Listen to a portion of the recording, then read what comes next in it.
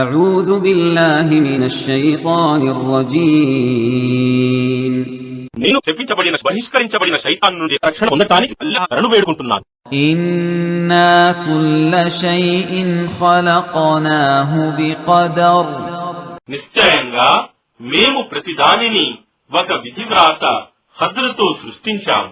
وما أمرنا إلا واحدة كلمح بالبصر మరియు మా ఆజ్ఞ కేవలం ఒక్కటే చాలు, కనురెప్ప పాటుది, అది అయిపోతుంది. ولقد أهلكنا أشياعكم فهل من مدكر మరియు వాస్తవానికి మేము మీ వంటి వారిని ఎందరినో నాశనం చేశాము. అయితే హితబోధ స్వీకరించేవాడు ఎవడైనా ఉన్నాడా?